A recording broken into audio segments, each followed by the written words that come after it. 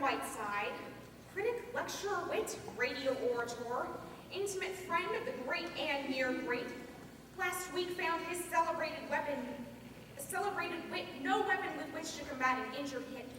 The Falstaffian Mr. Whiteside, trekking across the country on one of his celebrated lecture tours, found his Waterloo in the shape of a small piece of ice on the doorstep of Mr. and Mrs. Ernest W. Stanley of Mazzalia, Ohio.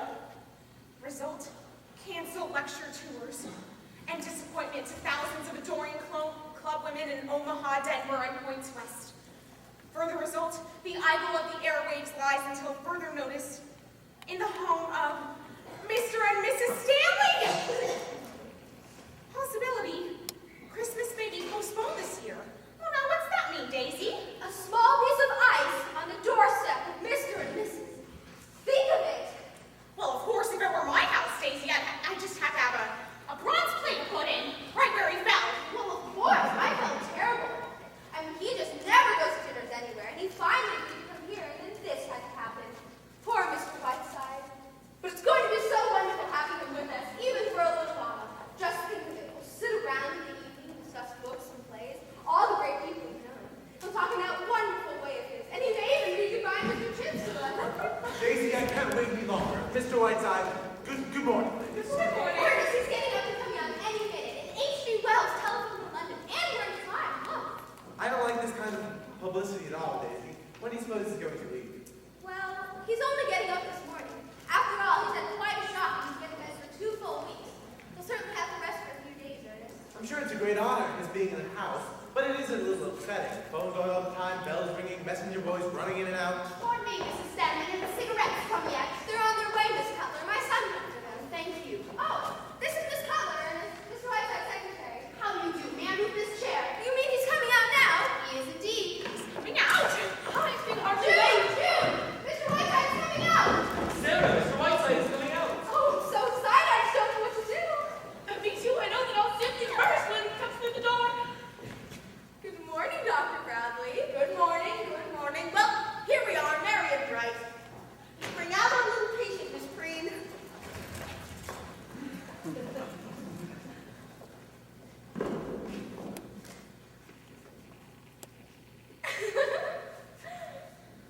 Good I may vomit. Good morning, Mr. Whiteside. I'm Mrs. Ernest Stanley, remember? And this is Mr. Stanley. How do you do, Mr. Whiteside? I hope that you're better. Thank you, and I'm suing you for $150,000. How's that? What? I said I'm suing you for $150,000. You mean because you fell on our steps, Mr. Whiteside? Samuel J. Leibowitz will explain it all to you in court. Who are those 2 Harveys standing over there like kiss of death? Oh, dear. My calf's foot jelly.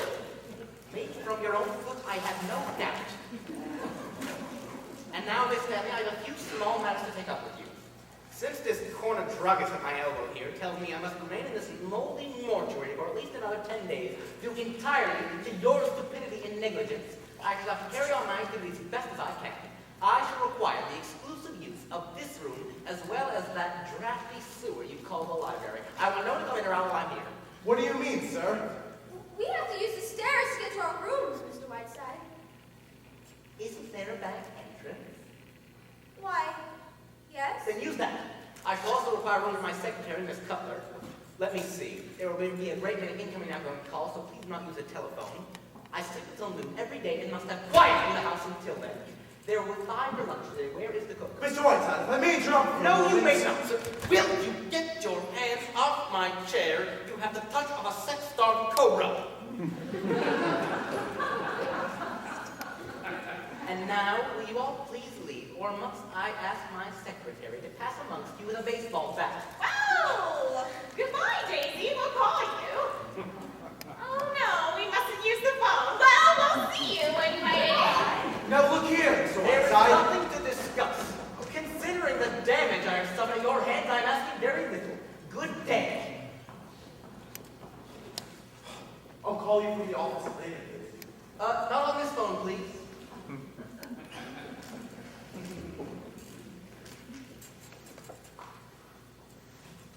here's the menu for lunch. But I've already ordered lunch. It will be carried up to you on a tray. I'm using the dining room for my lunch guests. Where are those cigarettes? My son went for them. I don't know why. Here, Sarah. Here's the menu for lunch. I'll have mine upstairs on a tray. Young lady, I cannot stand indecision. Will you either come down those stairs or go up them? Morning, Mr. Whiteside. For those cigarettes you asked for. Sorry it took so long. I had to go to 3 different stores. You were gone long enough to have a baby. Is there a man in this world who suffers as I do with the great inadequacies of the human race? Where are you going? Go in there and read the life of Florence Nightingale and learn how unfit you are for your chosen profession.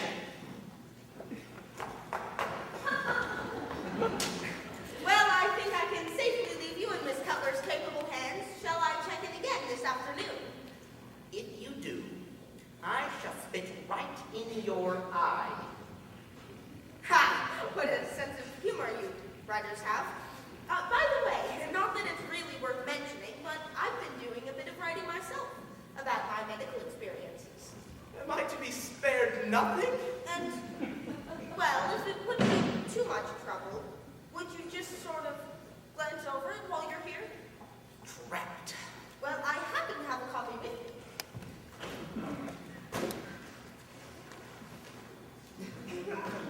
Here it is.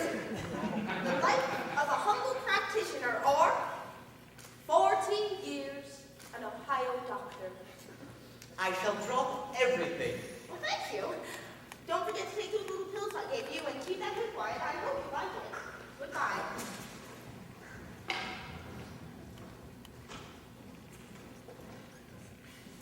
Maggie, take 40 years below the navel or whatever it's called.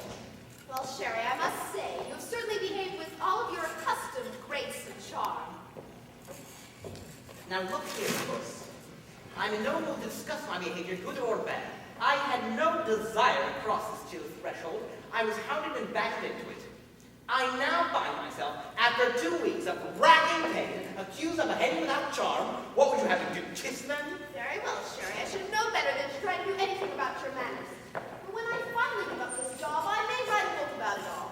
Through the years with Prince Charming. Listen, repulsive. You are tied to me with an umbilical cord made of piano wire. And now that you may dismiss the subject of my charm, for which, incidentally, I receive $1,500 per appearance, possibly we can go to work. Oh no, we can't. Yes? My name is Harriet Stanley. I know you're Sheridan Whiteside. I saw this holly framed green against the pine trees, and I thought of what you had written in Tess and Jude the Obscure. It was the best present I could bring you.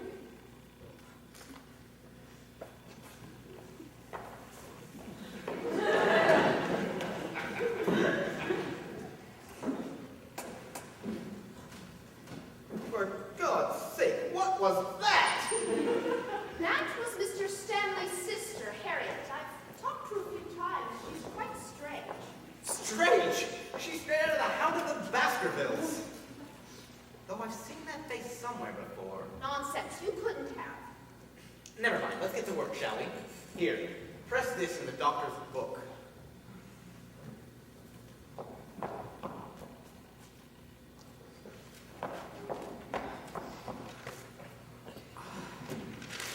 I see no reason why I should endorse native-form brassieres. Here are some telegrams. What date is this? December 10th. Send a cable to Columbia Broadcasting. You can schedule my Christmas Eve broadcast from the New York studios. I shall return east instead of proceeding to Hollywood. Stop. For special New Year's Eve broadcast, we'll have as guests Yapa Heifetz, Catherine Cornell, Schiaparelli, the Lunts, and Dr. Alexis Carroll, with Haley Salazio on shortwave from London. Whiteside. Are you sure you'll be all right by Christmas, Sherry? Of course I will. Send a cable to Mahatma Gandhi, Bombay, India. Dear Boo Boo, schedule change. Meet me Calcutta, July 12th, dinner 8:30, Whiteside. Wire the editor of the Atlantic Monthly. Don't worry, Sticky. Copies will arrive. Archer Tuscany, where is he? I'll find him. Counting on you, January 4th, the Metropolitan Opera House. My annual benefit. Home for paroled convicts. As you know, this is a very worthy cause and close to my heart. Tibbet, Ruthberg, Martinelli, and Flagstaff have all promised me personally to appear. Have quiet dinner with me and Ethel Barrymore afterwards. Whiteside. If that's for Mrs. Stanley, tell them she's too drunk to talk. Hello? What? Hollywood. If it's Goldwyn, hang up. Oh, hello, Banjo. Banjo, give me that phone. Banjo, you old so-and-so, how are you, darling? Come on, Are you give me coming that. east, Banjo? I miss you. Stop dribbling and give me the phone. Oh, he's going to live. In fact, he's screaming at me right now. Here he is. How are you, you fawns behind? And what are you going to be for Christmas?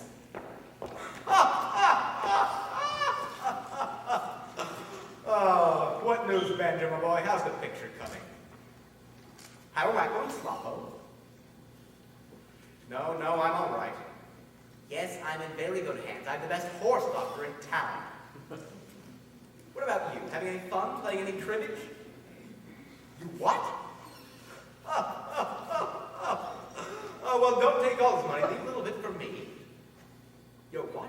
Having your portrait painted? By whom? Milton Groves? Not really. No. From here I go to New York. I'll be there 12 days, and then I'm off to Dartmouth for the drama festival. You wouldn't understand that. Well, I can't spend all my time talking to Hollywood riffraff. Here's Llewellyn Parsons for me. Goodbye. He took $1,400 from Sam Goldenwood last night, and Sam said, Banjo, I will never play garbage with you again. What's all this about his having his portrait painted? Salvador Dali. That's all his face needs, a surrealist to paint it. What do you want now, Miss Bedfan? It's your pills. One every 45 minutes.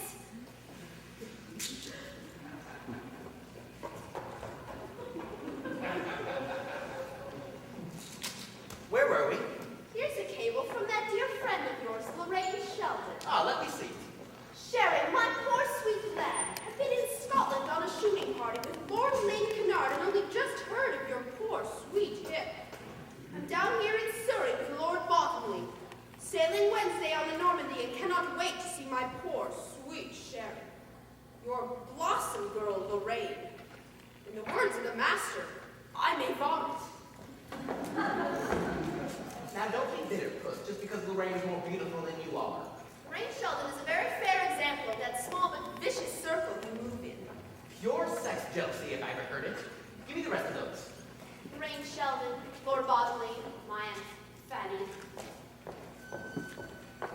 This one's from Destiny's Top. England's little rover boy. Dear baby's breath. What's this I hear about some hip fracture and some bordello brawl? Does this mean our Hollywood Christmas party is off? Just finished a new play in Pago and it's superb. Myself and a ukulele leave Honolulu tomorrow in that order. By the way, the Sultan of Zanzibar wants to meet Ginger Rogers. Let's face it. Oscar Wilde. He does travel, doesn't he? You know, it would be nice if the world went around Beverly Carlton for a change. Hollywood next week. Why couldn't he stop over on his way to New York? Send a cable to Beverly Carlton, Royal Hawaiian Hotel, Honolulu. If these people intend to have their friends using the front door, What would you have them do? Use a rope ladder? I will not have a lot of mildewed pus bags rushing in out of this house while I'm... Oh, good morning, Mr. Jefferson. Good morning, John. Go away! There's nobody home. The Stanleys have been arrested for white slavery. Hello, Mr. Whiteside. I'm Jefferson of the Visalia Journal. Get rid of him. I'm sorry, Mr. Whiteside is seeing no one. Really? So will you please excuse us for the day? Oh, well, Mr. Whiteside seems to be sitting up and taking notice. I'm afraid he's not taking notice of the Visalia Journal. Do you mind? You know, if we're going to be insulted, I'd like it to be by Mr. Whiteside himself. I never was a fan of carbon copies. A touche, if I ever heard one. In Visalia too, Maggie dear. Will you please leave? How about an interview I never give them. Go away. Oh, but Mr. Whiteside, if I don't get this interview, I lose my job. That will be quite all right with me. Now you don't mean that, Mr. Whiteside. You used to be a newspaperman yourself. You know how those editors are. Well, mine's the toughest that ever lived. You can't get around me that way. If you don't like it, get off the paper. Well, I happen to think it's a rather good paper. You know, William Allen White could have gotten out of Emporia, but he didn't. You have the effrontery in my presence to compare yourself to William Allen White. Only in the sense that White stayed in Emporia, and I want to stay here and say what I have to say. Such as what? Well, I can't put it into words, Mr. Whiteside. It sounds like an awful lot of hooey. But you know, it's my father's paper. It's kind of a sentimental point for me. I'd like to continue where he left off. Uh-huh, so you own the paper. That's right. And this terrifying editor, this dread journalistic apocalypse, is you yourself? In a word, yes. I see. In the future, Sherry, let me know when you don't want to talk to people, and I'll usher them right in. Come here, young man. I suppose you have written that novel? Oh no, I've written that play. Well, I don't want to read it. Do my old eyes spy a box of goodies over there on that table? Please hand them to me. See, the trouble is, Mr. Whiteside, that your being here comes under the heading of the news. Practically the biggest news since the Depression, so I've just got to get the story. Pecan butternut fudge. Oh, my. You mustn't eat candy, Mr. Whiteside. It's very bad for you. My great Aunt Jennifer ate a whole box of candy every day of her life. She lived to be 102. When she'd been dead 3 days, she looked better than you do now.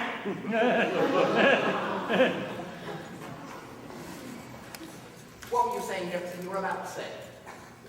Well, I can at least report to my readers that chivalry is not yet dead. We won't discuss it. Well, now that you've won me with your pretty ways, what would you like to know? How about a brief talk on famous murders? You know, you're an authority on murder as a fine art. My dear boy, when I talk about murder, I get paid for it. I made more money off the Snyder Gray case than the lawyers did, so I don't expect to get it for nothing. All right, then. Well, what do you think of Massalia? How long are you going to be here? Where are you going? Things like that. Very well. A, Massalia is a town full of irresistible charm. B, I cannot wait to get out of it. And C, from here I'm going to Crockfield for my semi-annual visit to the Crockfield Home for Paroled Convicts, for which I have raised over $500,000 within the last 5 years.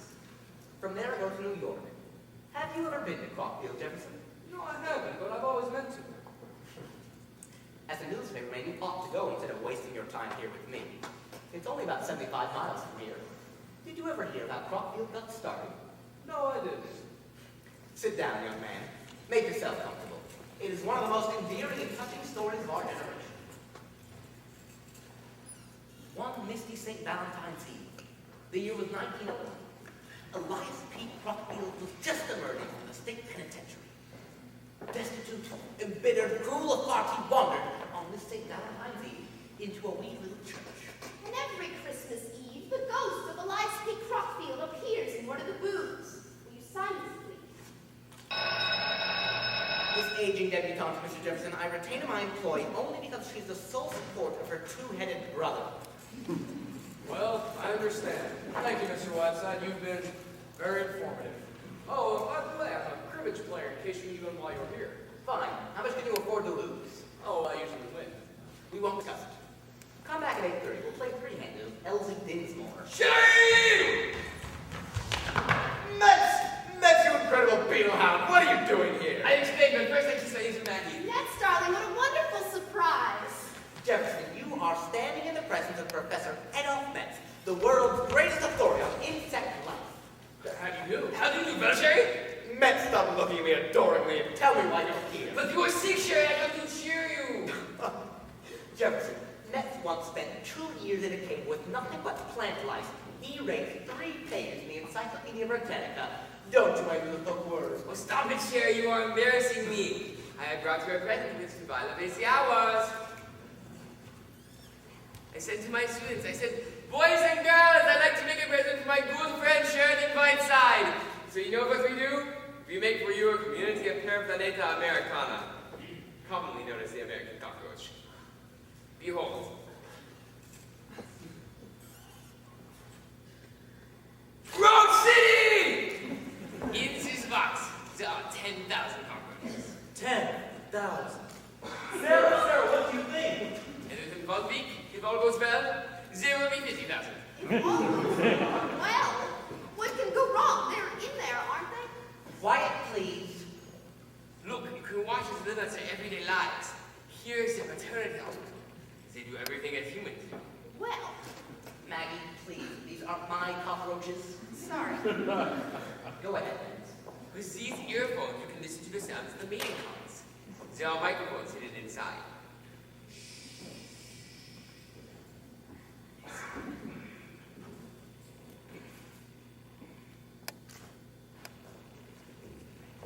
How long has that been going on?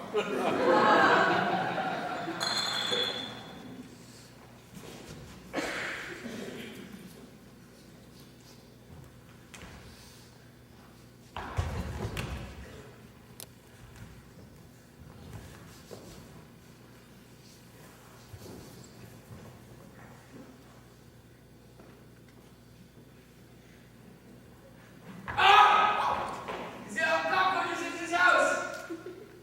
I beg your pardon? Mr. Whiteside, I don't know who this man is, but I will not stand here and be spoken to. Then go upstairs. These are probably my lunch guests. Mets, you're staying today, of course. Certainly! Jefferson, stay for lunch. Glad to.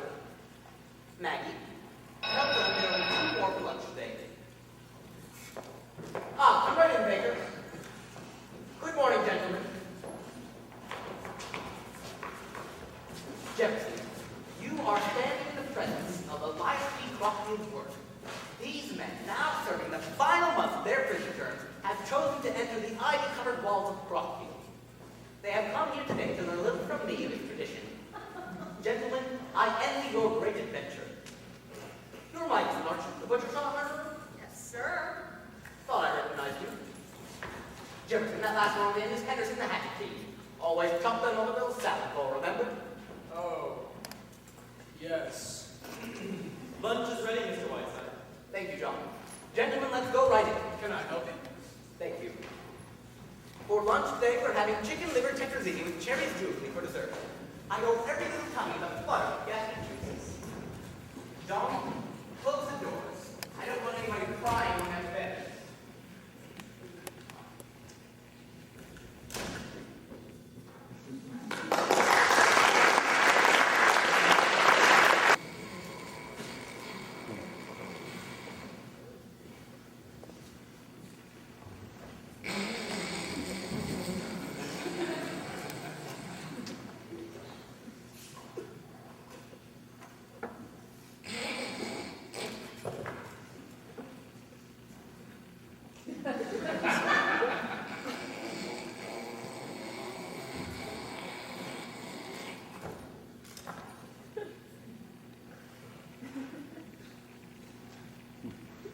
I was dreaming of Lillian Russell, and I awake to find you. Your medicine, Mr. Whiteside.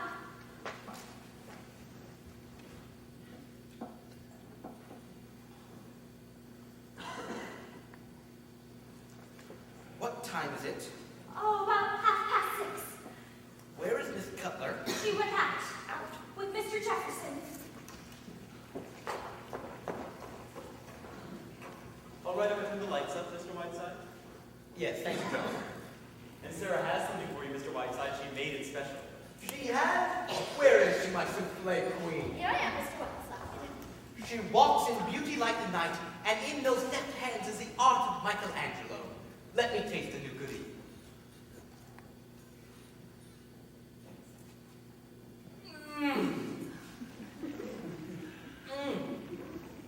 Poetry. Sheer poetry. I put a touch of absinthe in the dough. Do you like it? Ambrosia. And I got you a terrapin barrel for dinner. I have known but 3 great cooks in my time. The Queen of Egypt has one, my great Aunt Jennifer another, and the third Sarah is you. Oh, Mr. Whiteside. Tell me, how would you like to come to New York and work for me, you and Johnny? Why, Mr. Whiteside? Sarah, Why, it kind of takes my breath away. it would be wonderful, Mr. Whiteside, but what would we tell Mr. and Mrs. Stanley? Just goodbye. But they'd be awfully mad, wouldn't they? They've been very kind to us. Well, if they ever come to New York, we can have them over for dinner, if I'm not in town. Now run along and think it over. Oh, and this is our little secret, just between us. And put plenty of sherry in that terrapin.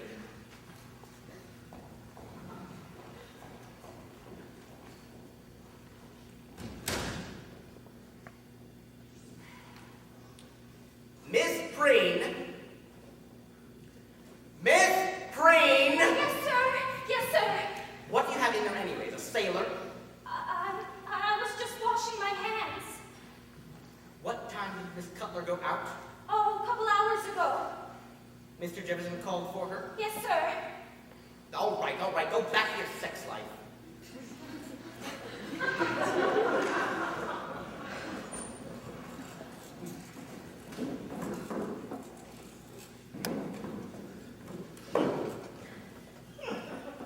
Dear Mr. Whiteside, might I share with you mementos of the past?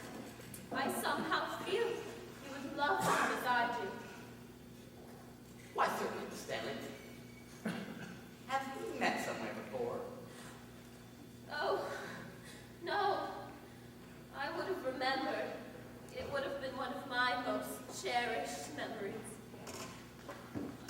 Like these. Here I am, with my first sweetheart, under our lovely beechwood trees. I was 8 and he was 10. I've never forgotten him, what happy times we had. But I tell you I'm going to. There's someone coming. I'll come back. Mr. Whiteside, I must speak with you. I don't care whether you're busy or not. I've stood all that I'm going to stand. Indeed. This is the last straw. I've just received a bill from the telephone company for $784. Oklahoma City, Calcutta, Australia, Rome, Hollywood, New York. I realize that you're a distinguished man of letters, but in the past week I've not been able to call my soul my own. I have to tiptoe out of the house in the mornings. I come home to find convicts at my dinner table, butcher shop murderers, a man putting cockroaches in my kitchen. I go into my bathroom and bump into 22 Chinese students you invited here. I won't stand for it, Mr. Whiteside. Have you quite finished? No, I have not. I go into my cellar and almost trip over that octopus that William Beebe sent you. I won't stand for it, Mr. Whiteside. I want you to leave this house at once and go to a hotel. That's all I have to say, Mr. Whiteside. And quite enough, I should think. May I remind you, Mr. Stanley, that I am not a willing guest in this house. I am informed by my doctor that I must remain quiet for another 10 days, at which time I shall get out of here so fast the wind will knock you over, I hope. If, however, you insist on me to keep staying here, thereby forcing me to suffer relapse, I shall sue you for every additional day that I'm held inactive, which I assure you, Mr. Stanley, will amount to a tidy sum. This is outrageous. As for the details of your petty complaints, those 22 Chinese students came straight from the White House, where I assure you they used the bathroom too. I meant everything I said, Mr. Whiteside. There is only one point that you make in which I see some slight justice. I do not expect you to pay for my telephone call, and I shall see to it that restitution is made. Can you provide me with the exact amount? I certainly can, and I certainly will. Good. I shall instruct my lawyer to deduct it from the $150,000 I'm suing you for.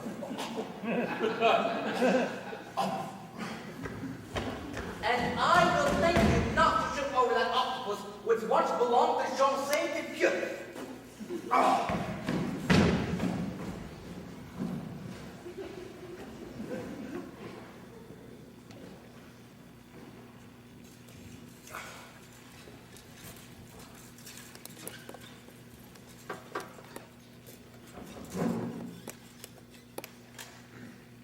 Operator, get me the in the Sandy Journal, please.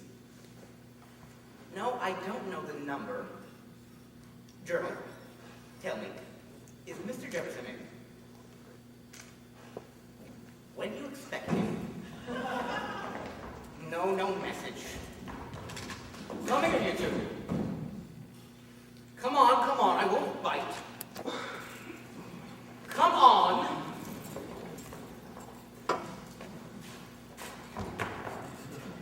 Now, I am by nature a very gracious and charming person. If I bear at it, it's on the side of kindness and amiability. I have been observing you two for this past week, and you seem to me to be extremely likable young people. I am afraid that when we first met, I was definitely unpleasant to you, and for that I am sorry, but I wish that in the future you would not treat me like something out of an Edgar Allan Poe. Do you like my new tie? Why, thank you, Mr. Whiteside. This makes things much pleasanter. And I think the tie is very pretty. Well, Mr. Whiteside, now that we're speaking terms, I don't mind telling you I'm wearing other ties. Do you like this one? I certainly do! It's yours. Thank you! Honestly, this curious legend that I'm a difficult person is your fabrication. Hi, Skinny Man. Me. I used to cut figure eights arm in arm with Betsy Ross, waving the flag behind us. It was wonderful on the ice today. Miss Cutler and Mr. Jefferson were there. Maggie, ice skating. Yes, and she's good too. I have a marvelous picture of her. Were they still there when you left? I think so. Yes, they were. Mr. Whiteside, do you mind if I take a picture of you? I'd love to have one. I'm afraid you're done for, Mr. Whiteside. My brother is a camera fiend. Thank you, Mr. Whiteside. I got a great one. Hello, Miss Cutler. Hello there. Good evening, Sherry. Now, really, Sherry, you've got this room looking like an old parrot cage. Did you not know I was out? What's the matter? Cat run away with your tongue? Don't look at me with those great cow eyes and sex-ridden hand. Where were you all afternoon? As I hang around with Bert Jackson? Sherry, Bird read his play to me this afternoon. It's superb. It isn't just that play written by a newspaper man. It's superb. I want you to read it tonight. It just finds out for Cornell. Will you send it to her, Sherry? Will you read it tonight? No, I will not read it tonight or any other night. And while we are on the subject of Mr. Jefferson, you might ask him if he wouldn't like to pay your salary since he takes up all your time. Come now, Sherry. It isn't as bad as that. I haven't even been able to reach you, not knowing what hayloft you frequent. Stop behaving like a spoiled child, Sherry. Don't take that patronizing tone with me, you flea-bitten Cleopatra. I am sick and tired of you sneaking out like some lovesick high school girl every time my back is turned. Well, I'm afraid you hit the nail on the head. Stop acting like Zazu Pit and explain yourself. All right, I'll make it quick. I'm in love. Nonsense. This is merely late puberty. No, Sherry, I'm afraid this is it. You're going to lose a very excellent secretary. You're out of your mind. Yes, I think I am real. But I'm a girl who's waited a long time for this to happen, and now it has. Mr. Jefferson doesn't know it yet, but I'm going to try my darndest to marry him. Is that all? Yes, except that, well, I suppose this is what might be called my resignation as soon as you found someone else.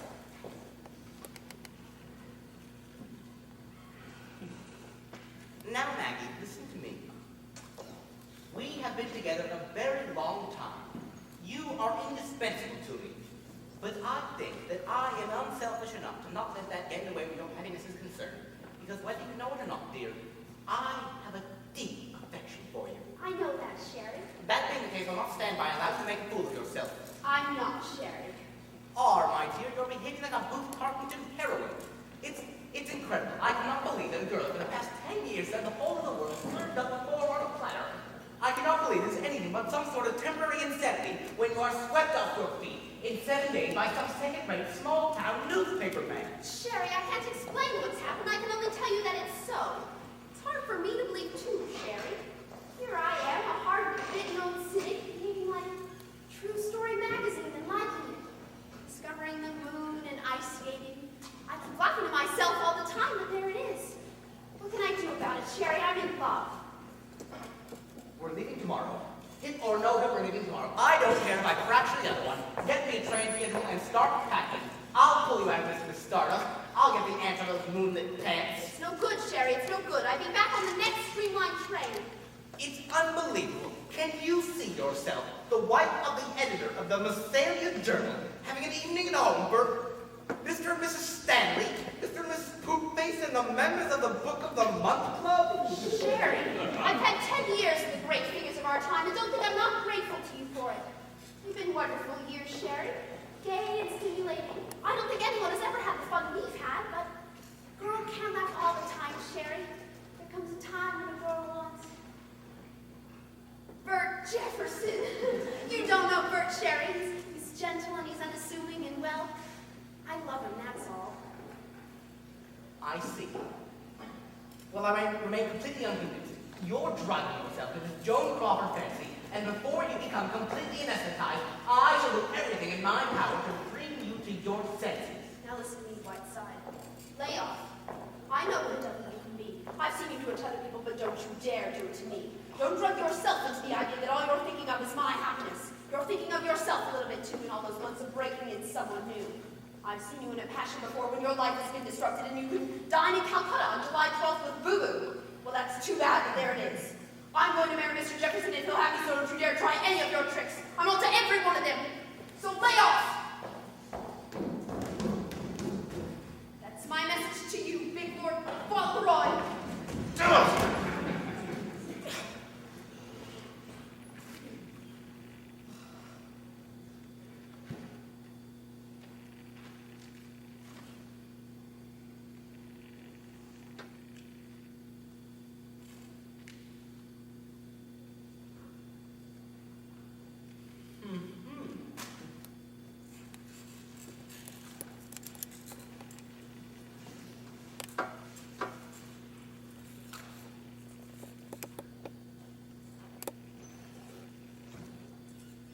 Hello. Operator.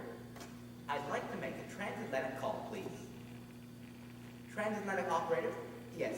This is Massalia 142. I want to talk with Miss Lorraine Sheldon. Sheldon. She's on the Normandy. It sails from Southampton day before yesterday. How long will it take? All right, I'll wait. My name is Whiteside.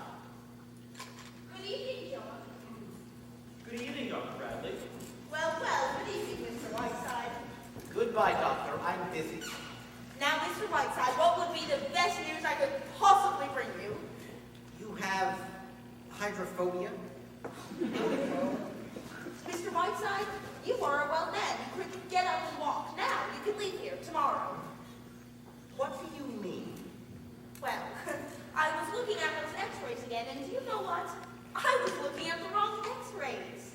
I was looking at old Miss Moffat's x-rays. You are perfectly, absolutely, 100% well. Keep it down, will you? What's the matter? Are you pleased? Delighted, naturally. This is a very strange bit of news. It comes at a rather unexpected moment.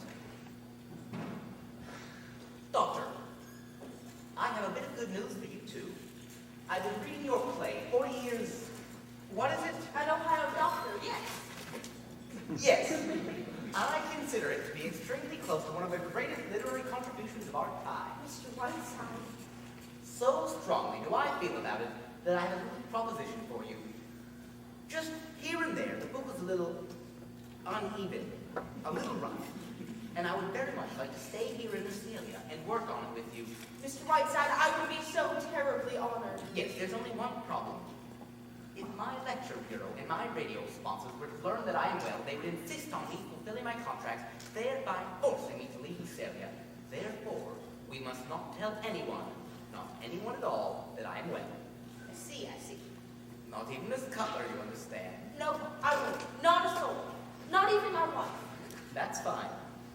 Mr. Whiteside, when do we start work on the book? Tonight?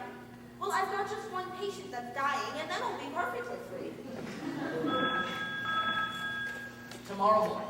Excuse me, this is a private call.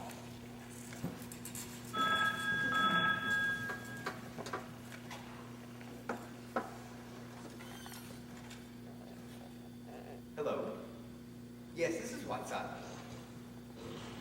Tomorrow morning. Tomorrow morning it is. I'll be so proud to work with you, Mr. Whiteside. You've made me very proud. Yes, yes, I know, very proud. Yes, I'm off. Oh, put them through. Is this my Blossom girl? How are you, my dear? No, I'm all right. Yes, I'm still out here. Lorraine, dear, tell me, when do you land in New York? Tuesday? That's fine. Now listen closely, my pet. I have great news for you. I've discovered a wonderful play with a magnificent partner for you. Cornell will give her eye teeth to play it. No, let me tell you. The author is a young newspaper man in this town. Of course, he wants Cornell, but if you jump on a train and hurry out here, I'm sure you could swing it if you play your cards right. No, he's young and attractive and just your dish, my dear. It just takes a little doing, and you're the girl that can do it. Isn't that exciting, my pet? Yes. Yes, that's right. And listen, don't send me any messages. Just jump on a train and arrive. Don't thank me. Have a great trip and hurry out here. Goodbye.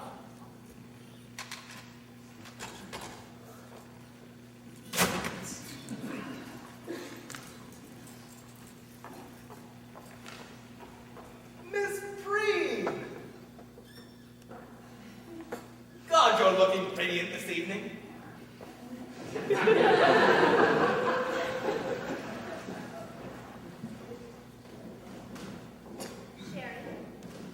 Sherry, I'm sorry for what I said before. I'm afraid I was a little unjust. That's fine, Maggie. We all lose our tempers now and then. I promised to go to dinner with Bert and then to a movie, but we'll come back and play cribbage with you instead. That's fine. See you soon, Sherry dear. Goodbye.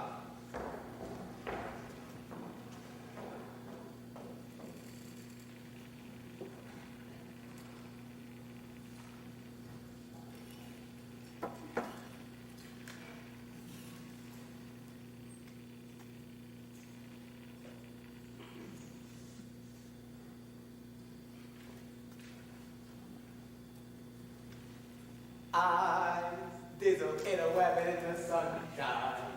I dizzle in a web in the rain. I nibble on my bed and sleep all morning.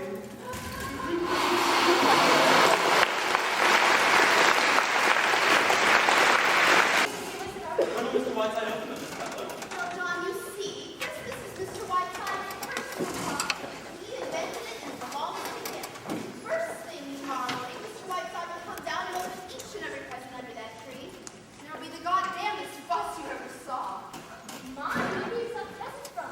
Shirley Temple, William Lyon Phelps, Billy Rose, Ethel Waters, some of them, Mom. Pray everyone to wait for tomorrow. It certainly is wonderful. And Mr. Whiteside's tree is so beautiful, too. Mr. and Mrs. Stanley put their in their bedroom. They can hardly undress it. Good morning, Mr. Evans, and Merry Christmas. Hello, Maggie. Come on. Merry Christmas, Sarah. Say, this is good, isn't it? Shows what a little quiet black man with an evening hour of radio we could use. What did the sponsors give him? They gave him a whole year's supply of their product, cream of mush. Well, I'm sure we'll give it right back to you over the air. Wait until you hear tonight's broadcast, old fellow. So sticky, I haven't been able to get it off my fingers since I copied it. All right, Maggie. All come clean. Under the influence of God knows what, I've got you a Christmas present. Why, Mr. Jefferson, sir. The only thing is, I'd like you to see it before I throw away my hard-earned money on it. Care to scamper down and take a look? Bert, this is very sweet of you. I'm quite touched. What is it? I can't wait. A 2-year subscription to Boys Life magazine. You really think I'm going to tell you? Come on, come downtown, take a look. All right. Sherry, I'm going out for a few minutes. With Horace Greeley, I won't be long. Noel, Mr. Whiteside. About some courage after tonight's broadcast. No one wants to play cricket with you, Klondike Harry. And where are you off to now, Madam Butterfly? I'm being given a Christmas present. Anything you want done downtown? Yes. Bring Davy a lollipop. And what are you going to get for Christmas, Jefferson? I enriched your feeble like beyond your capacity to repay me. Well, that's what I figured, so I'm not giving you anything. I see. Well, I was going to give you my own trust, but now I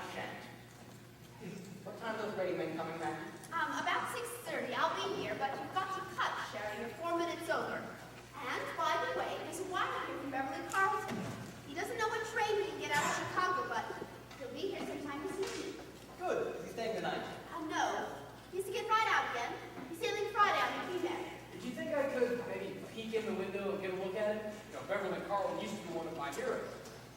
Used to be, you ink-stained hack. Beverly Carlton is the single greatest talent in the English theater today. Maggie, get this illiterate numbskull out of my sight and don't bring me back. All right, Mr. Whiteside, we won't come back until Beverly Carlton gets here. Where are we going, Bert? I must know you taught me. I'm like a 10-year-old kid. And you know what? You look like a 10-year-old kid at that, Maggie.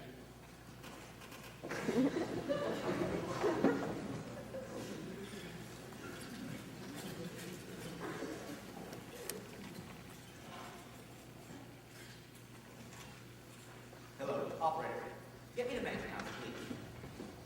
Mansion House. Tell me, has Miss Lorraine Sheldon arrived yet? Yes, that's right, Miss Lorraine Sheldon from New York. She has been there.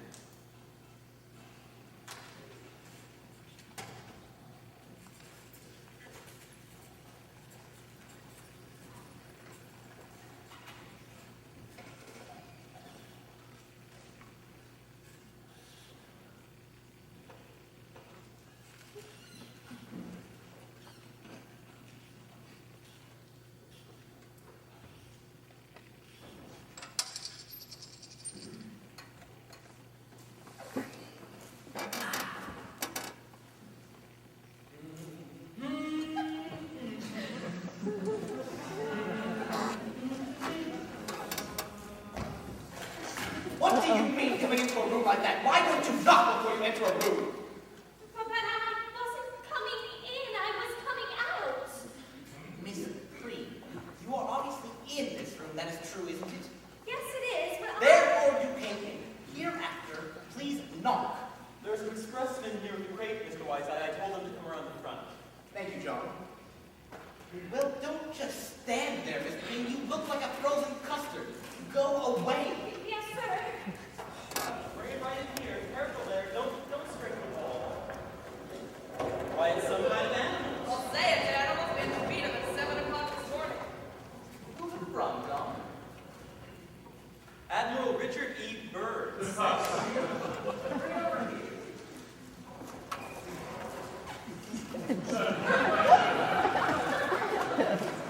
What a penguin!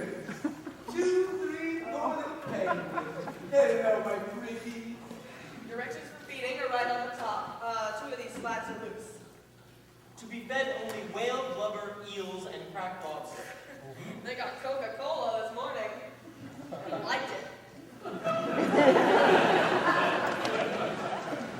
Hello, hello, hello, hello. You know they make the most entrancing companions, John. I want them put right in the library. Take them right in. Yes, sir. And better tell Sarah we're a couple dozen lobsters. Yes, sir. I don't suppose there's any whale blubber in this town? Good evening. Oh, yes, there is. The door was open, so I... Merry Christmas. Merry Christmas, Dr. Bradley. You don't happen to know eel brew season, do you? How's that? Never mind, I was a fool to ask you. I opened those 2 slats a little, Mr. Whiteside. They seem so crowded in there. Thank you, John. Mr. Whiteside. Goodbye, Dr. Bradley. I'm very sorry you had to drop in now. I have to do my yoga exercises.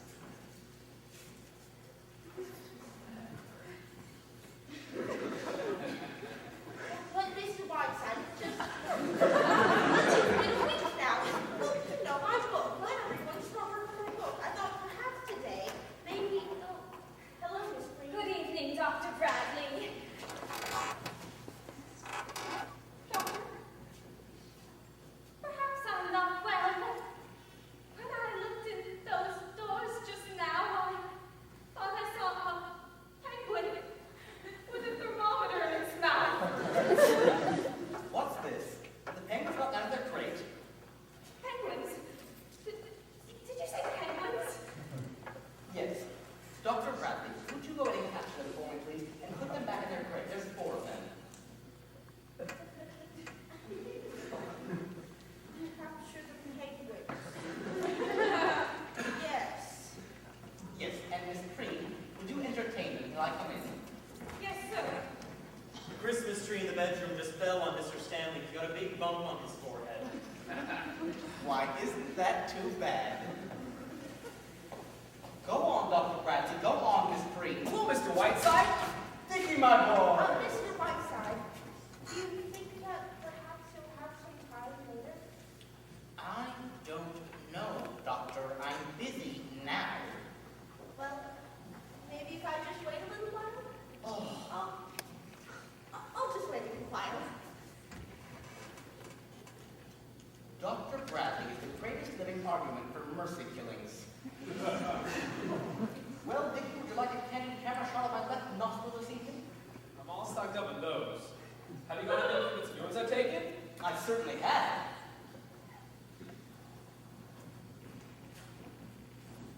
Why, these are splendid. They're real artistry in them. They're as good as any my Margaret Burke wines. I like all the things you've shown me. This is the essence of a raptor. Say, I don't know they're as good as that. I just like to take pictures, that's all. Richard, I've been meaning to talk to you about this. You are not just some kid fooling around with a camera anymore. These are good. This is what you ought to do. You ought to get out of here and do some of the things you were telling me about. Just get on a boat, get off wherever it stops. Galveston, Mexico, Singapore, just work your way through and take pictures. Millions of them. Terrible pictures, wonderful pictures, everything. Say, if I could do that, I would be the happiest guy in the world! Well, why can't you? If I were your age, I would do it like a shot. You know why? Dad. Richard, you really want to do this more than anything else in the world. I certainly do. Then do it.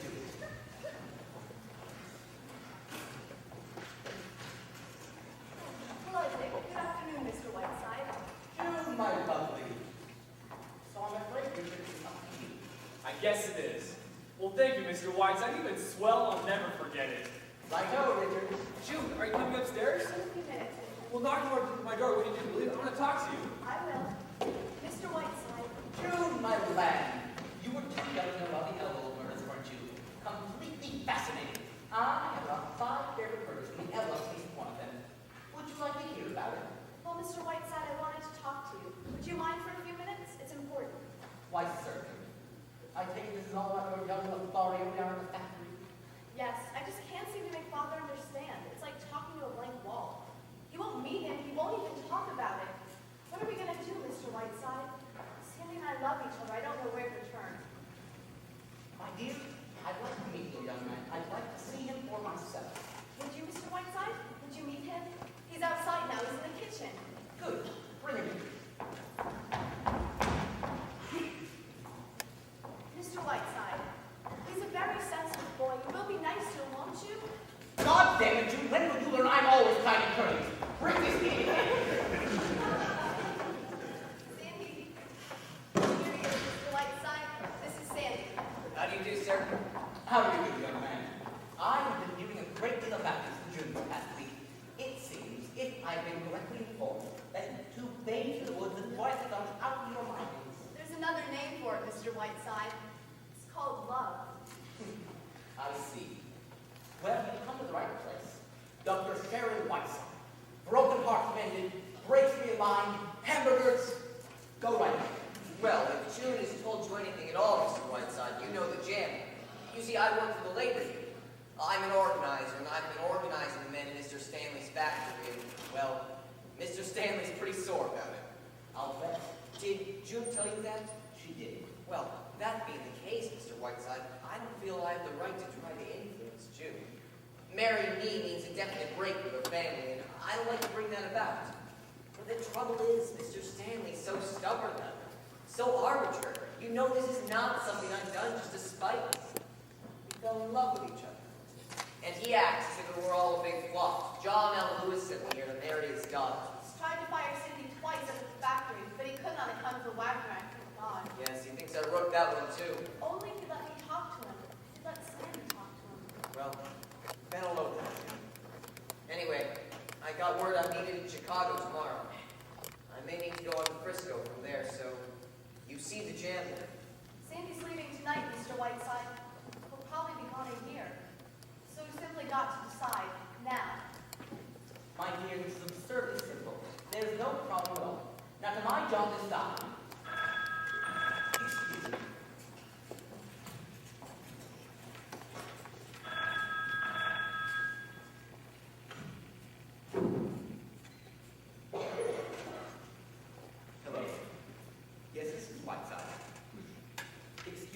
transcontinental call. Yes. Oh, put him through. It's Walt Disney from Hollywood. Hello? Hello? Walt, how are my fantastic genius doing? Yes, I hoped you would. How did you know I was here? I see. Yes, I'm listening. Right now. 10 seconds more. Mr. Disney calls me every Christmas.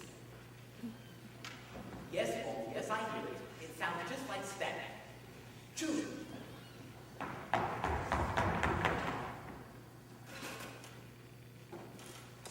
Hello, Walt? Thanks, old man, and a very Merry Christmas. Tell me, is there any news from Hollywood? Who's in Lana Turner's sweater these days? I see. Well, goodbye. Don't worry about that change. It wasn't your fault. They know it hasn't written a hit in years. Goodbye. Jude, you know what that was you just heard? The voice of Donald Duck. Not really. Mr. Disney calls me every Christmas, no matter where I am. I'm here. 2 years ago, I was on the ocean floor in a diving suit with William Beebe, but he got me. Now, where were we? Ah, yes. June, I like this young man. I have an uncaring instinct about people. I've never been wrong. That's why I want to meet him. It's my feeling that you two will be very happy together. Whatever his beliefs are, he's entitled to them, and you should not let that stand in your way. Now, as I see it, there's no problem at all. Stripped of its externals, it all comes down to one thing. Your thought. The possibility of making them happy. Is that right? Very unhappy. That isn't fair. Suppose your parents are unhappy. It's good for them. Develops their character. Why, just look at me. I left home when I was 4 years old and haven't looked back since. They hear me on the radio, and that's enough. So, your advice is to go ahead, Mr. Whiteside. It's marry him tonight, June. You mean that, Mr. Whiteside? No, I mean you should marry Hamilton Fish. If I didn't mean it, I wouldn't say it. What do you want me to do? Say it all over again? My own opinion is you're not worthy of this young man. Come along, Maisie. That's down.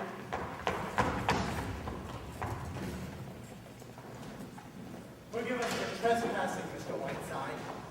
Not at all, fellow. It's Christmas, you know. Merry Christmas, Merry Christmas. Ah, yes. Merry Christmas. Would you like to come along with us, dear? We're taking some presents over to the Dexters. Oh, no. No, thank you, Mother. I have to write some letters. Come along, Daisy. Why, Mr. Stanley, what happened to your forehead? Hello, accident? No, I'm taking boxing lessons. Go ahead.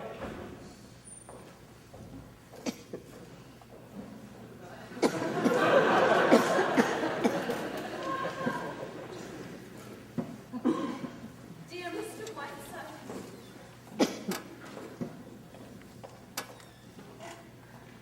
I've been trying all day to see you, to give you this.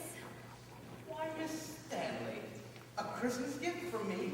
It's only a trifle, but I wanted you to have it.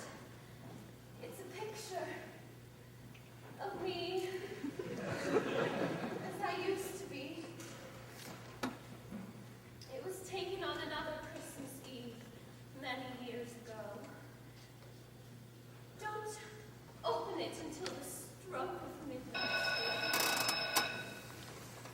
Merry Christmas, dear Mr. Whiteside. Merry Christmas.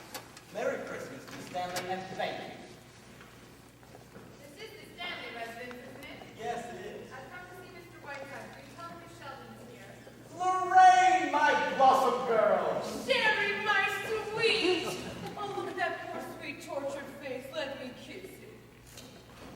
Darling, how drawn you are. Sherry, my sweet, I want to cry. All right, you made a very nice entrance. Now relax. But Sherry, I've been so worried. And now seeing you in that chair. This chair fits my family as nothing else has before it. I feel better than I have in years. My only concern is news from the outside world. So take off that skunk and tell me everything. How are you? Darling, I'm so relieved. You look simply magnificent. I never saw you look better.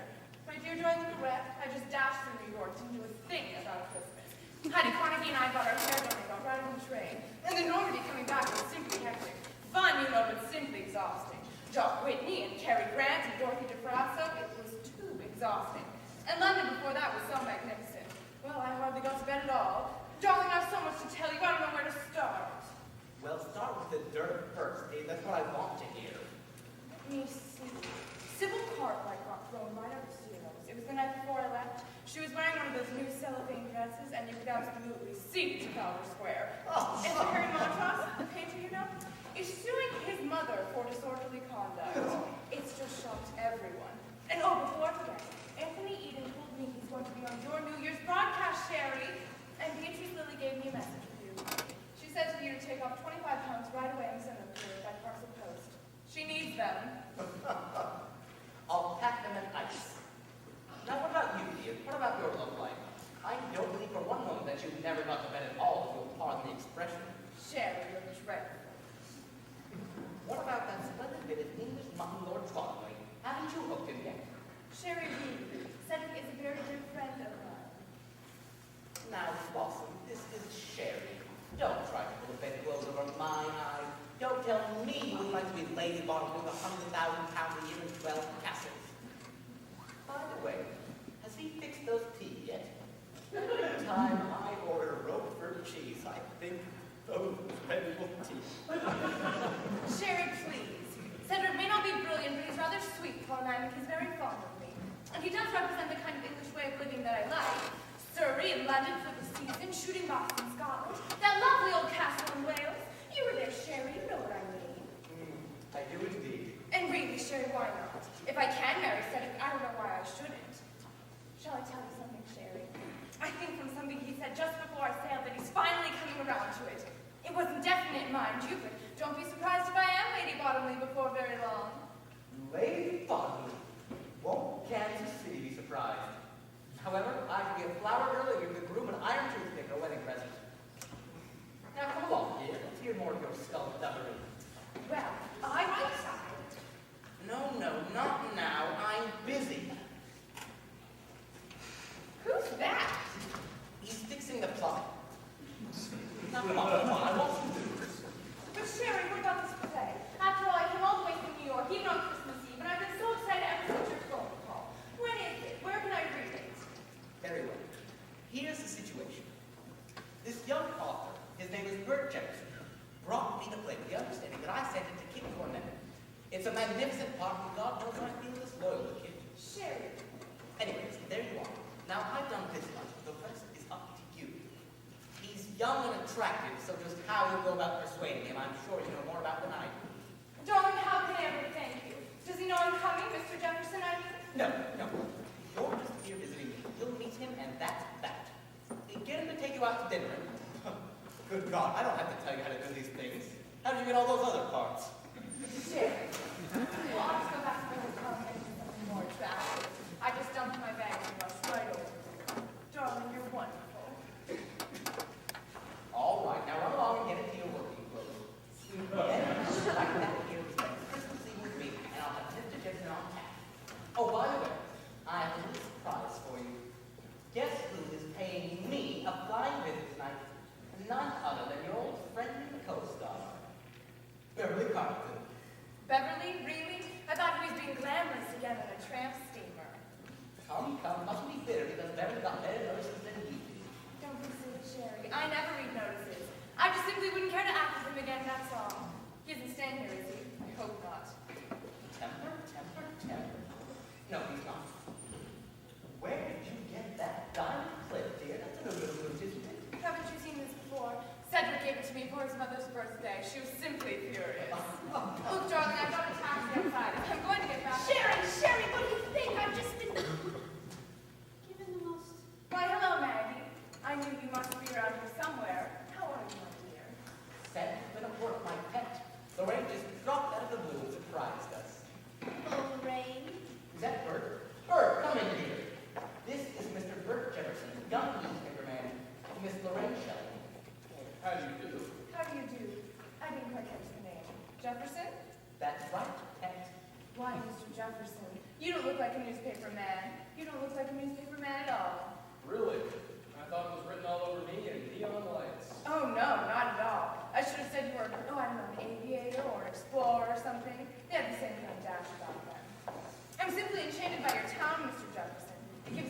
warm, gracious family. Tell me, have you lived here all your life? Well, yes, practically. If you wish to hear the story of his life, Lorraine, kindly do so on your own time. Maggie and I have work to do. Get out of here, Jefferson. On your way, Blossom, on your way. He's the world's rudest man.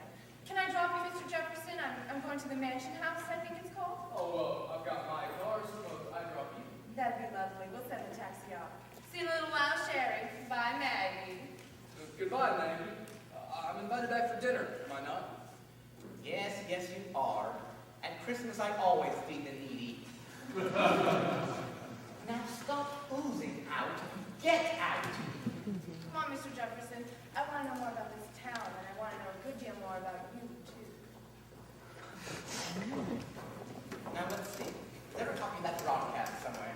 How much time did you say they wanted out? 4 minutes. That's right, 4 minutes. She's looking very well, isn't she? What's that? Who? Countess de Pushover. Quite a surprise, wasn't it, her dropping in? Well, yes, yes, I suppose it was. Now come on, Maggie, come on. Get to work. Get to work. She must have gone from New York like a dose of salts. How long is she going to stay? Oh, I don't know. Days. At this joyous season, when in the hearts of men, I can't have that. Isn't it curious? There is Lorraine, snug as a bug in somebody's bed on the Normandy. Ere the Yuletide season pass. Now, Sherry, we'll talk of it. Now, just a minute there, Maggie. Just because a friend of mine happens to come out for Christmas to visit me does not mean that you can stay. I hush that dirty. Go see who it is. Go on. Run!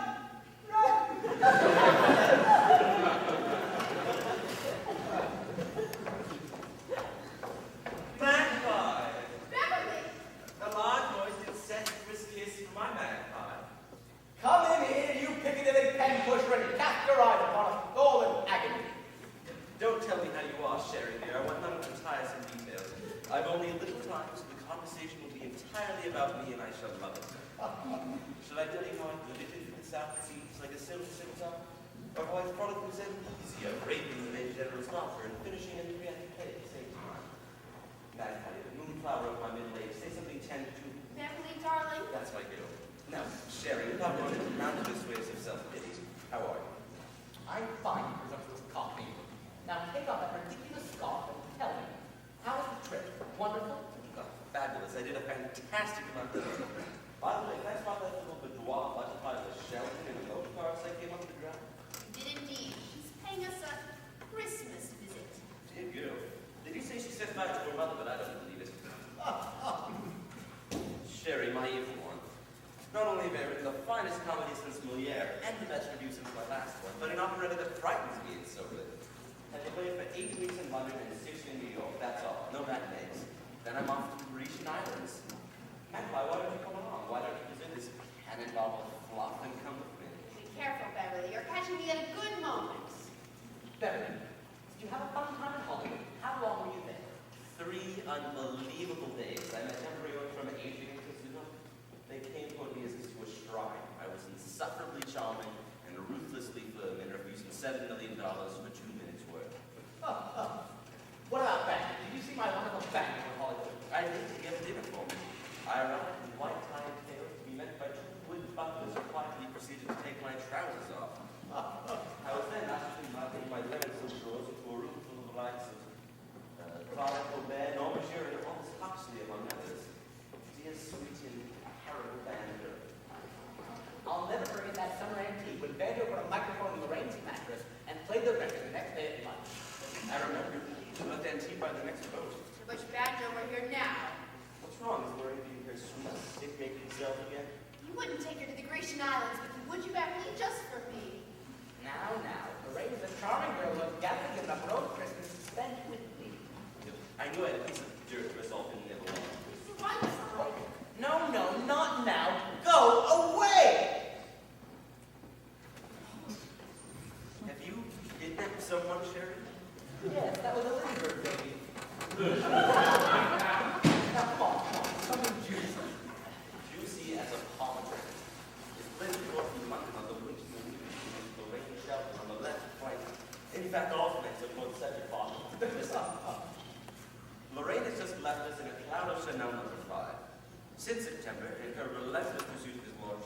not going to chain the girdles and check her oil. She is chased and panting from castle to castle until we finally took her out for several weekends in the gentleman's lavatory of the House of Lords. Practically no one's betting on the Derby this year. They're all making hope on Lorraine. She's currently sailing on the Normandy, but would return on the Atlantic clipper if Bottomley so much as belches in her direction. Have you met on Bottomley, Matt? No, I haven't. Not very good shooting today, blasted. Only 6 partridges, 4 grouse, and the Duke of Sutherland. Oh, My God, Bottomley was very bottom. dripping debate in the house today. Old Basil spoke 3 hours.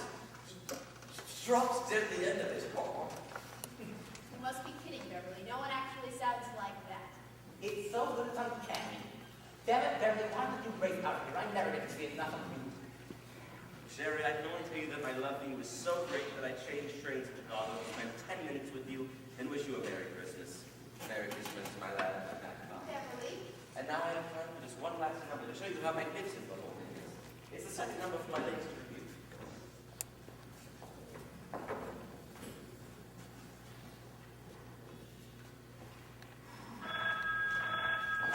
Oh, get rid of them, Maggie. Hello? Oh, hello, Bert. Yes, just a minute. Beverly, would you have time to speak to newspaper man for just a few minutes? I kind of promised you. You won't have time, Magpie, unless he's under the piano. Just a minute. Would you have time to speak with him at the station before the train goes? All right. Bert, go to the station and wait for him there. Okay. Bye. Come on, Beverly, the stall's are impatient. Let's hear this second-rate masterpiece. It's called What Am I to Do? Often at nightfall I think that I might fall down from my perilous height. Deep in the heart of me, always a part of me, shivering, quivering light. Run, little lady, ere the shady shafts of time barb you with their winged desire, singe you with their sultry fire, softly affluent, druid meets me, olden and golden the dawn that greets me, cherishing, so perishing, up to the stars I climb. What am I to do for ending this madness, this sadness that's rending me? The flowers of yesteryear are haunting me, taunting me, darling, for wanting me. What am I to say when morning's tomorrow drinks the dew? Will I see the cosmic ritz? Shattered and scattered to bits. What not am I to do?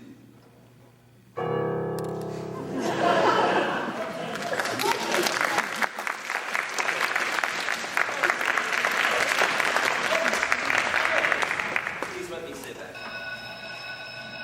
Ah, come in, Westcott. The airways say, no chance after here. I shall be on the train. Wait, stop. Will you go in that room? John, will you show the person plug in? Right this way. Mr. Whiteside, say goodbye. Stop this nonsense. Au revoir, Sherry. Merry Christmas. Beverly, my man, Maggie, what the hell are you? I want to talk to Beverly. You can kiss him in London on July 12th. I will not be on this from a baby when I was done with things. Beverly, I must have a minute. I'm in great trouble. I need your help. What's the matter, man? Go away! I was just waiting in the kitchen until Mr. Excuse me. Beverly, I'm in great trouble. What is it? I've fallen in love. No. Yes, and I can't tell you about it now because in time, but Sherry's trying to break it up. He's doing everything he can to break it up. Why, the old flounder, what's he doing? Lorraine, he's brought Lorraine here to smash it up. Would someone here in this town? Yes, he's a newspaper man. The one you're going to see at the station, and he's written a play. And I know Sherry must be using that as bait. You know Lorraine showing him up alive. You've got to help me, Beverly. Of course I will, Magpie, but what do you need me to do? You've got to get Lorraine out of here as fast as possible. But how can I? I'm leaving. Have you a carbon in the broadcast, Miss Cutler? Yes, on that table there. Thank you. One of those penguins ate the original.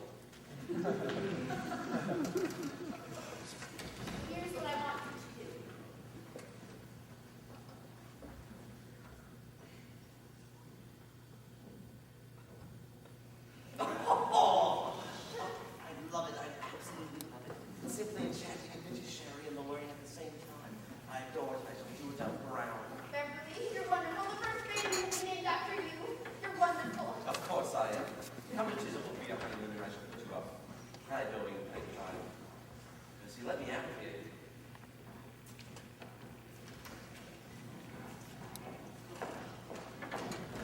Shall I straighten up the room for the broadcast, Miss Cutler? Oh, no, thank you, John. This isn't television, thank God. They only hear the liquid voice. He's really wonderful, isn't he, Mr. Whiteside? The things he finds time to do. Yes, he certainly sticks his nose into everything, John. Are the boys up there, Miss Cutler? I guess they are, Mr. Westcott. Thank you.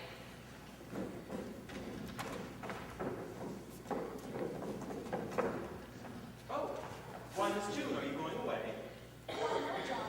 No. Mr. Whiteside is there, I suppose. Yes, he's getting ready to go on the radio. Oh. Look, John, would you... Where is he? The library? Yes, where is he? Maybe not too. What?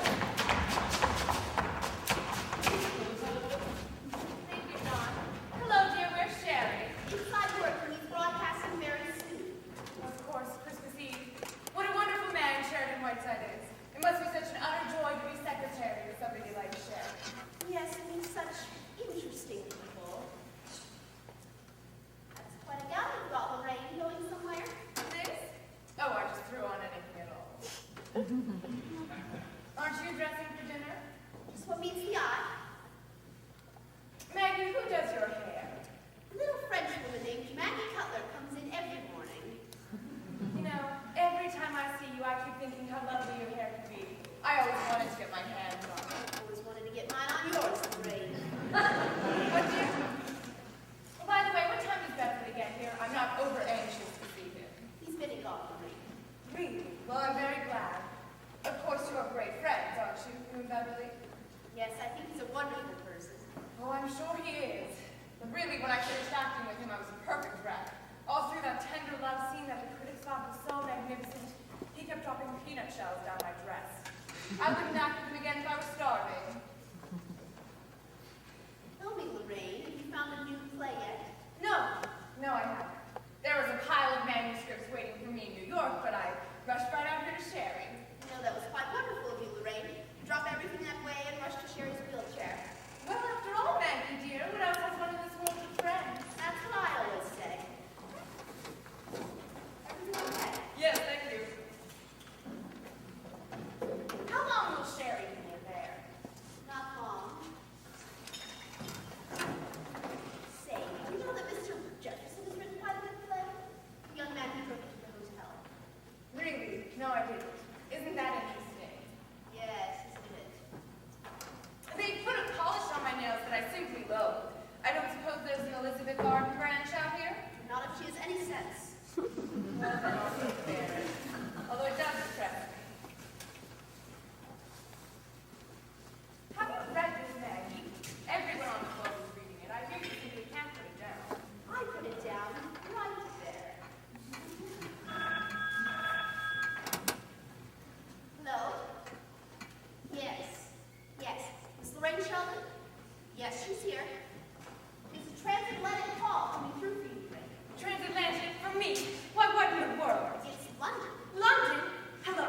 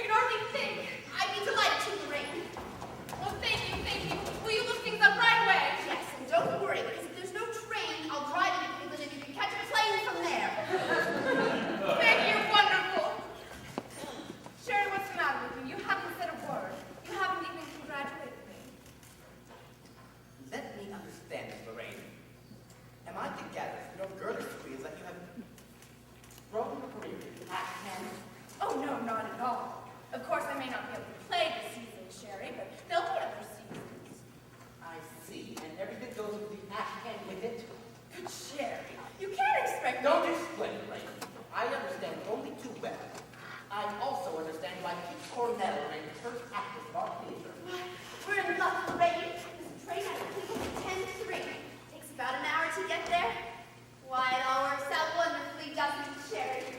Peachy. Maybe what's the number of the hotel I'm at? I've got to get my maid started packing. Miss Elliot 3-2. Miss Elliot, 3-2, please. Let's see, I still Friday, 5 days both. That means I ought to be in London by Wednesday night. Hello, Mansion House. This is Miss Lorraine Sheldon. That's right. Put me through to my maid, will you? Sherry, it's starting to snow. Oh, I've never felt more like Christmas in my life. Don't you, Sherry dear? Shut your nasty little face! Cosette! Now listen carefully, Cosette. We're leaving tonight and sail Friday on the Queen Mary. I want you to start packing immediately and I'll be over for you in about an hour. That's right. And I want you to send some cables for me. Have you got a pencil? Right. The first one goes to Lord and Lady Cunard. The addresses are in my little book. It's in my dressing case. Lord and Lady Cunard, darlings. Returning Friday, Queen Mary said the night to be married immediately upon arrival. Wanted you to be the first to know. Love, Lorraine. Now send... What? Oh, thank you, Cosette. Thank you very much. Now send that same message to Lady Astor and Lord Beaverbrook and my mother in Kansas City. And send one telegram to Hattie Carnegie, New York. Please meet me, Sherry Netherlands, noon tomorrow with sketches of bridal gowns or so. And send one more to Monsieur Pierre Cartier's London. Will you hold in reserve the triple string pearls I kicked out in October? Cable me Queen Mary, Lorraine Sheldon. Have you gotten that straight, Cosette? That's fine. Now you better rush, my dear. I'll be over with you in about an hour. Goodbye. Thank goodness for Cosette. She's the most wonderful maid in the world. I'd simply die without her. Well, life really is full of surprises, isn't it? Who'd have thought an hour ago I'd been on my way to London? An hour ago? No, I certainly wouldn't have thought of an hour ago. Oh, will you two both stop this female drooling? I have a violent headache. Oh, Sherry, can I get you something? Look here, Sherry. I'm sorry about the offended you, but after all, my life is my own. Well, hello, everybody. So you know it's snowing outside. We're going to have ourselves a good old-fashioned Christmas. Why don't you telephone your scoop to the New York Times? Miss Sheldon has to catch a plane tonight from Cleveland. Can we drive her there, you and I? Certainly. Sorry I have to go, Miss Sheldon. No bad news, I hope. On the contrary, very good news. Wonderful news. Yes, it is. Calls for a drink, I think. You're not being a very good host, Sherry. How about a glass of champagne? I can do you one better than that. Let me mix you up a Jefferson special, Mr. Whiteside. Yes, mix anything, only stop dribbling. Anybody admire my Christmas present yet, Maggie? Oh, I forgot. Look, Mr. Jefferson to me. Let me see it. Oh, it's inscribed to Maggie, long may she wave birds. That's a lovely Christmas present, Maggie. Isn't that sweet, Sherry? Ducky! I told you it was a beautiful bird, see? Girl shows what you get when you save her coupons. What's going on with you anyhow? Maggie, are you hiding something from us? Oh, will this female drooling never stop? I have a violent headache. A Jefferson special will cure anything. Oh, by the way, Mr. Whiteside, I managed to grab a 2-minute interview with Beverly Carlton down at the station. You were right, he's quite something. Bert, mix those drinks, will you? You know, on the fire, I was lucky to even get 2 minutes. But he was on telephone most of the time. I couldn't hear what he was saying, but from the faces he was making, it looked like a scene from one of his plays. Bert, for goodness sake, will you please mix those drinks? Just a minute there, Mr. Jefferson, if you please. Beverly Carlton was at the train station on the phone booth. Sure was. Thought he'd never come out. You know, he kept talking, making the damnedest faces for about 5 minutes. Jefferson, I have a feeling I shall love your drink. Make me a double, will you? My headache has gone with the wind. Yes, sir, Mr. Whiteside. Philo Vance is now at work.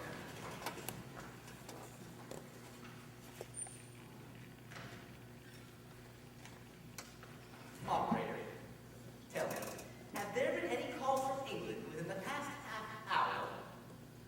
Yes, I'll wait. Sherry, what is all this? Shh. What's that? There have been no calls from England within the past half hour. Yes, I'll wait.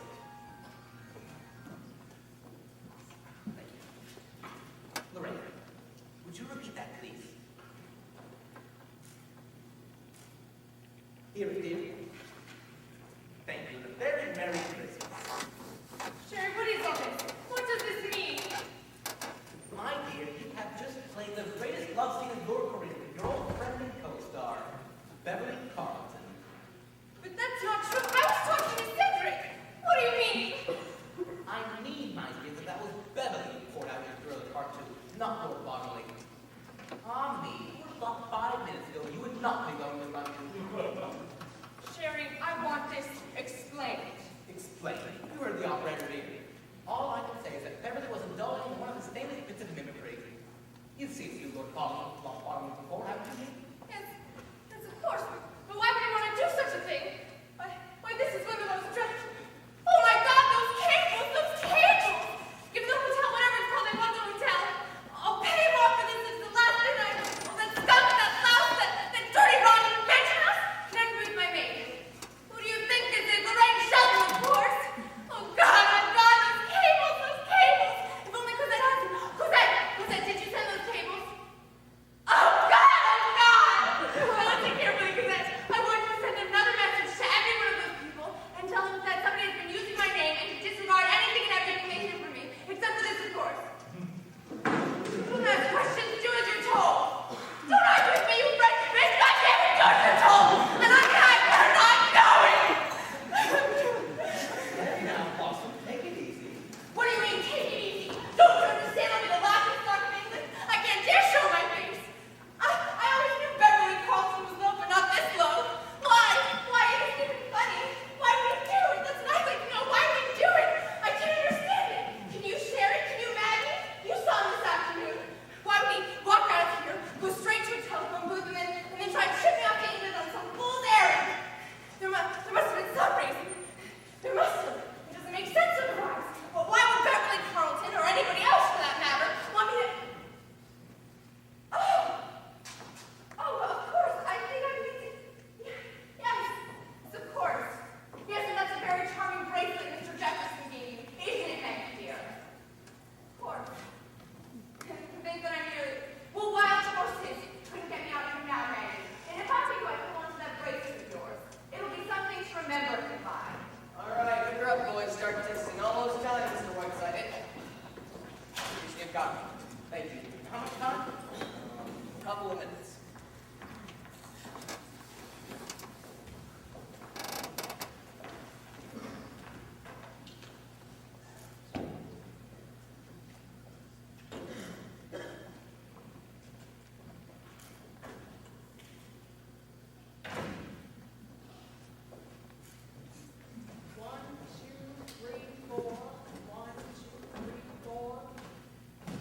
Please, Daisy. All right, here comes the Jefferson special.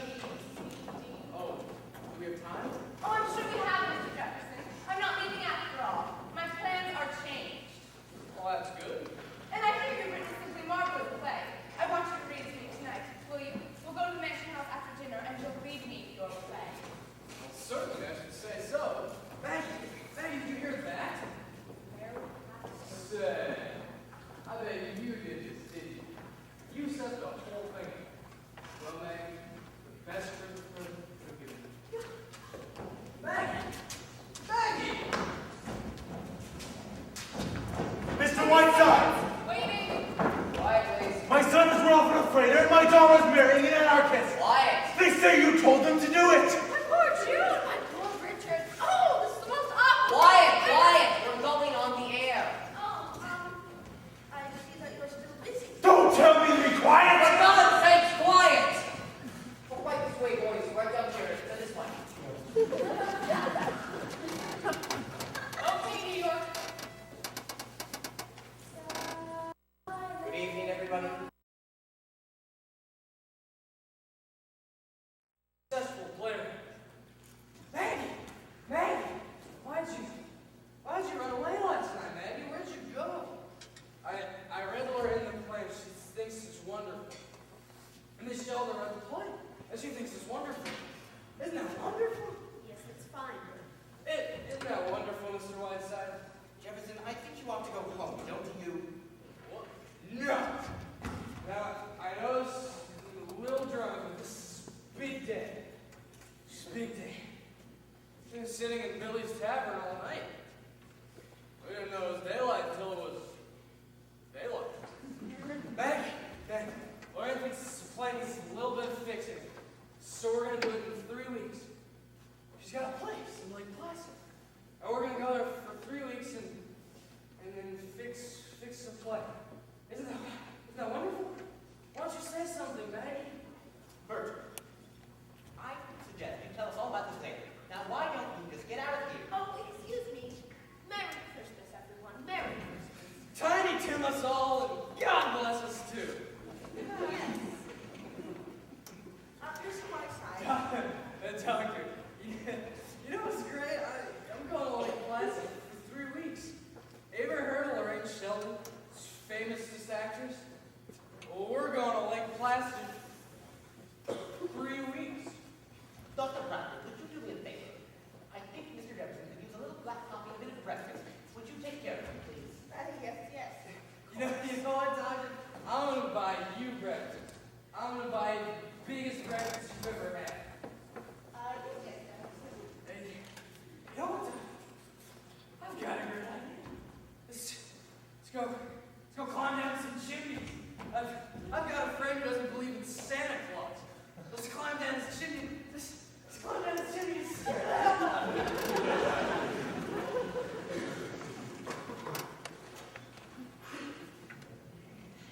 Now, Maggie, listen to me. I am willing to forgive your tawdry outbursts and talk about this calmly. Oh, I'm so terribly, Sherry.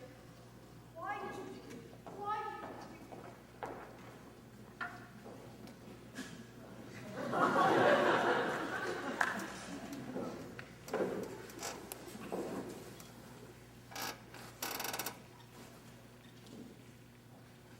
Merry Christmas, Mr. Whiteside. I'm afraid I shouldn't be seen talking to you. My brother's terribly angry. But I couldn't resist asking. How did you like my Christmas present? I'm very sorry, Miss Stanley. I'm very sorry. I haven't opened it yet. I haven't opened any of my presents yet. Oh, I'm so anxious. Why, it's right here. Won't you open it now? I really appreciate you thinking of me like this. It's very thoughtful of you.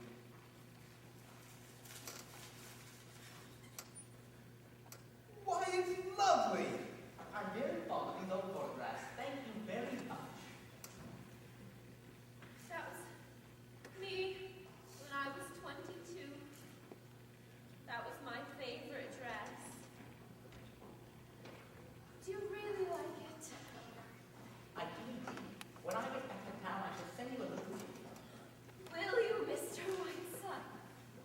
I shall treasure it. Thank you. I'll be late for church.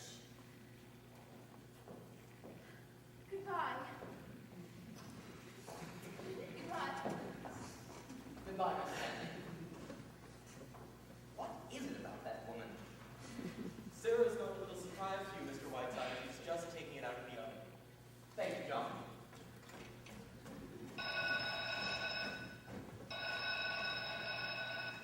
Miss Preen. Miss Preen. Yes, sir. Yes, sir. Enter the door, will you? John is upstairs.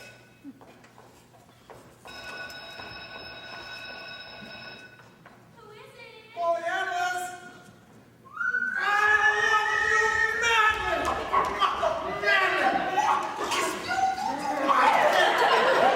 be afraid of my passion! I can feel the hot blood pounding through your varicose veins! Banjo, for God's sake, Banjo! Whiteside, will you stand for this package, please? Mr. Whiteside. Put that woman down, Banjo. That's my nurse you've mental confusion.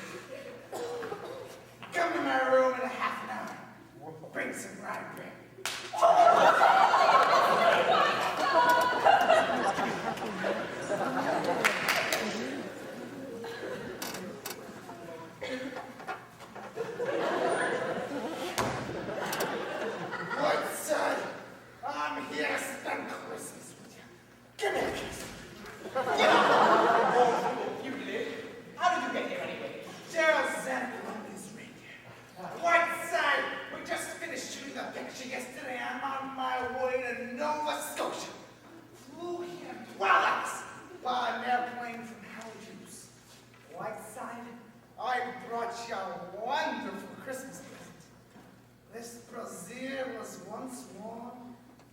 Listen,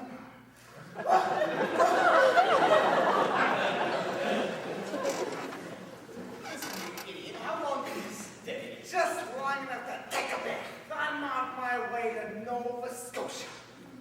Where's Matt? Nova Scotia? What are you going to Nova Scotia for? I'm sick of Hollywood and there's a dame in New York I don't want to see. So I figured I'd go to Nova Scotia. Get some smoked salmon. What the hell's Maggie?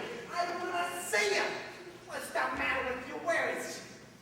Banjo, I'm glad you're here. I'm very annoyed with Maggie. Very. What's the matter? Say, what is this? I thought you couldn't walk. I've been all right for weeks. That isn't the point. I'm furious with Maggie. She's turned on me like a viper. You know how fond I am of the girl. Where after all these years, she's repaying my affection by behaving like a fish once. What are you talking about? And I didn't believe for one moment she was really in love with him. In love with who? I just got here, remember? Great God, I'm telling you, Hollywood nitwit, a young computer man in this town. Man, finally found. What do you know? What kind of guns? You shut up and listen, will you? Well, go on. Well, the ladies and gentlemen, how did they come out? Visit me. Oh, hot pants. Here. Now listen. This young illustrator man, he's written a play. You can guess the rest. He's leaving with the right this afternoon to rewrite. So there you have it. Maggie's in there now, crying her eyes out. Gee. Say. Wait a minute. What do you mean Orange Shelley just happened to come out? I smell a rat, Sherry. A rat with a beard. Well, all right. But I did for Maggie because I thought it was the best thing for her. Oh, sure. You thought of something huge. Gee, poor kid. Can I go in and talk to her? No, leave her alone. Any way I can help,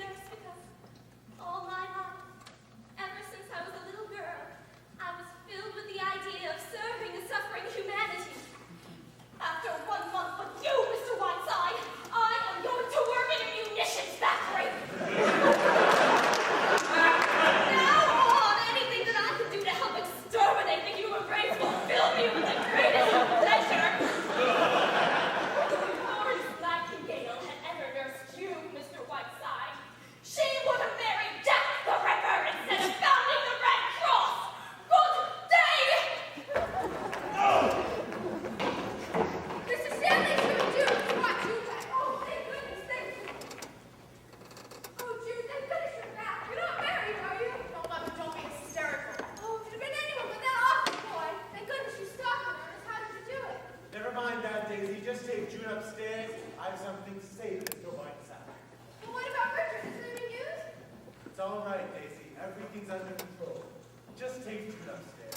Oh, don't be melodramatic. I don't need to be taken upstairs. I'll go upstairs.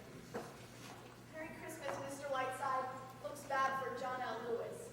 Come on, Mother, lock me in my room! Oh, Jude, you don't let them. Have off now. Let go. Have you had anything to eat? Mr. Whiteside, I am pleased to inform you that your plans for my daughter have gone a trifle awry. She's not now, nor will she ever be married to that labor agitator which you so kindly picked out for her. As for my son, he's been apprehended in Toledo and will be brought home within the hour. Not having your gift for invective, sir, I cannot begin to tell you what I think of your obnoxious interference in my affairs, but I am assured that you will interfere no longer. Come in, gentlemen. Mr. Whiteside, these two gentlemen are deputy sheriffs. They have a warrant by which I am able to put you out of this house, and I need hardly add, it will be the greatest moment of my entire life. You have 15 minutes in which to pack up your things and get out. If you're not gone by then, these gentlemen will forcibly eject you.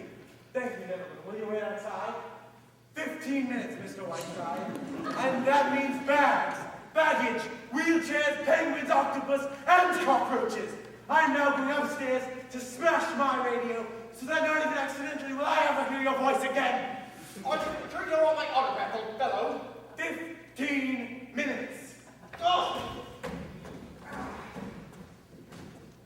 Say, she caught Whiteside. Well, I didn't think of any idea. Any news from the front? Yes, the enemy is at my rear and nibbling. Where'd you say Maggie was? In there? Oh, with no use, Banjo. He's taking the 1 o'clock train out. No, Keely, you didn't tell me that. You mean she's quitting us all these years? She's really leaving. She is. Means you're going down to 1 o'clock to do something? No, Banjo, I have exactly 15 minutes. 14 minutes in which to pull out of my hat the goddamnest rabbit you've ever seen. What do you mean, 15 minutes? In exactly 15 minutes, Davy's rosy little body is being tossed out into the snow. My host has sworn out a warrant. I will be kicked out. When I never heard of such a thing. Nobody do a thing like that. Never mind, never mind. The point is, I have exactly 15 minutes. Banjo, dear, the master is growing a little desperate. What about laying the cards on the table with Warren? Banjo, you know dream girl as well as I do. What do you think? Ah, you're right. Banjo, go in and talk to Maggie for a minute. Right in there. I want to think. Say, if I knew where Lorraine was, I could get a car and run her. You're way hard. Banjo, please, I've got to think. Pardon me, miss. Is this the YMCA? No, you idiot. Well, Mr. Whiteside, I didn't get very far. Any suggestions? I'm very sorry, Richard. Yes. Get the door, John. There's probably some mustard gas, your old friend. Say, that crazy fellow made a great hit with Sarah. He wants to give her a screen test. Good morning. Is Mr. Whiteside up yet? Yes, he is. He's right here. Oh. Merry Christmas, darling. Merry Christmas. I've come to have Christmas breakfast with you. May I? Why, certainly, my sprite. John, a tray for Miss Sheldon. Better make it 1-minute eggs. Cher, it's the most perfect Christmas morning. The snow is absolutely glistening. It's too bad you can't get out. I'll probably see a bit of it. I'm here up late class this afternoon. Where are you going? Oh, Sherry, how'd you know? Is Bert here? No, he rolled a little while ago. Worked rather fast, didn't you, dear? Darling, I was absolutely swept off my feet by the play. It's fantastically good. It's the kind of part that only comes along once in 10 years. Sherry, I'm so grateful to you. Really, sometimes I think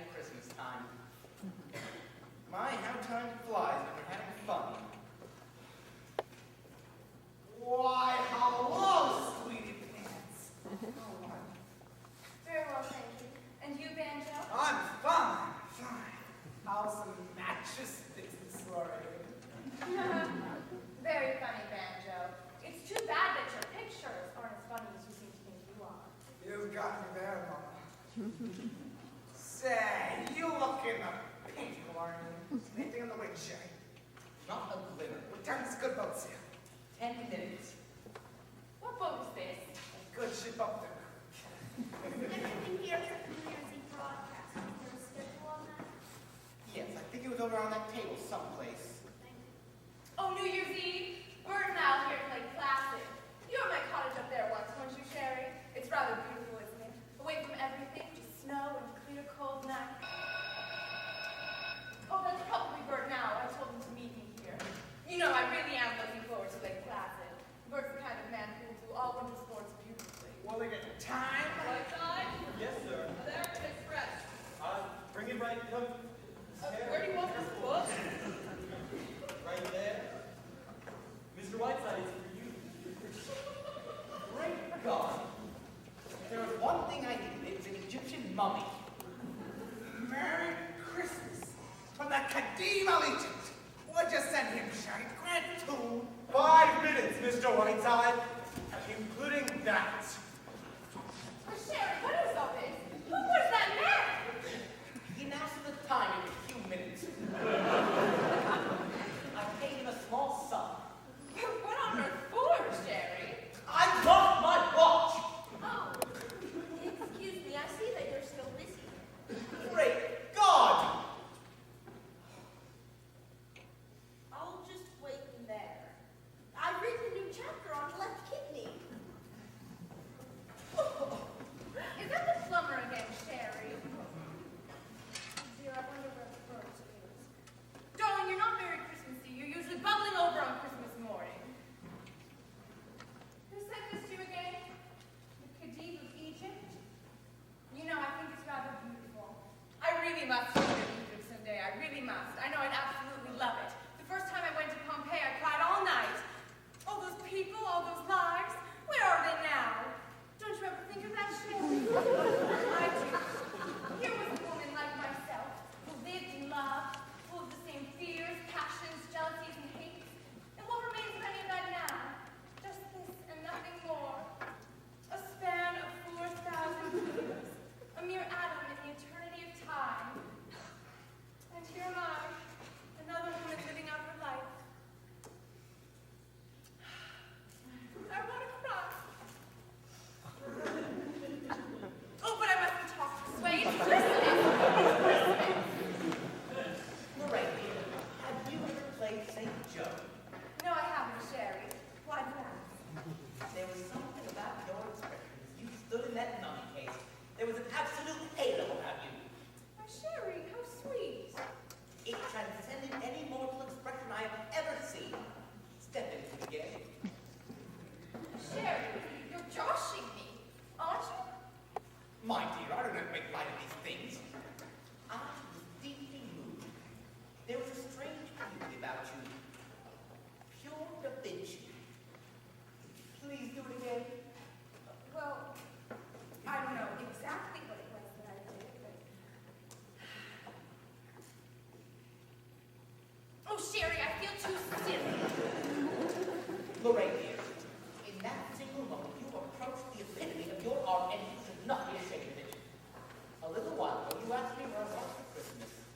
All I want for Christmas is the memory of you in that mummy case. Darling, I'm all choked out.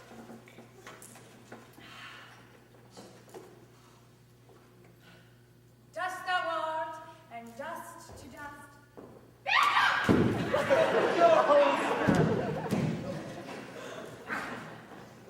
service for you. Will she be all right? Sure, she can breathe easy. We'll let her out of steam so they can get on the plane. Say, how you gonna get this thing out of here? One thing at a time, Banjo. That's the next step. Think fast, Captain. Think fast. Sherry, I'm leaving 3 carbons. Is there anything out here? What's in this basket? Nothing. Throw everything away. Do you want this picture? No, throw everything away. Wait. Give me the picture. I want the picture. The only thing I haven't done is to put all your broadcasts in order. Do you want me to do that? Yes, do it right away, Maggie. Right away. It's very important. Right away, Maggie. I'll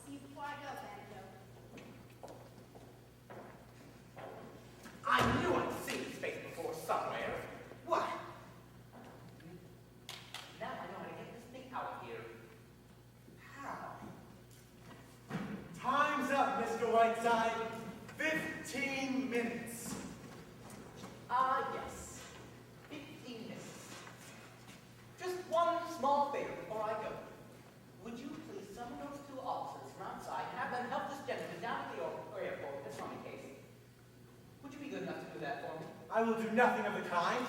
Oh, I think you will. Or would you rather me tell my radio audience on my next broadcast that your sister, Harriet Stanley, is none other than the famous Harriet Stanley who murdered her mother and father 25 years ago in action in Gloucester, Massachusetts? Come, Mr. Stanley, it's a very small favor. Or would you rather have the good folk of Australia repeating at their very doorstep that once popular little jingle? Harriet Stanley took an axe and gave her mother 40 whacks. When the job was nicely done, she gave her father 41. Remember, Mr. Stanley, I'm doing something too. It would make one hell of a broadcast. Well, Mr. Whiteside, you're the damnedest person I've ever met. I'm afraid you're a little late in finding that out. Officers, can you come in here, please? Whiteside, you're a great man. Officers, Mr. Stanley would like you to help this gentleman down at the airport with his money case. He sent you to a friend in Nova Scotia. Correct. Isn't that right, Mr. Stanley? Yes, yes. Thank you very much, gentlemen. Banjo, you're wonderful, and I may write a book about you. Don't bother, I can't read. Maggie, I love crackers. Don't jump the case, boys. It contains an antique.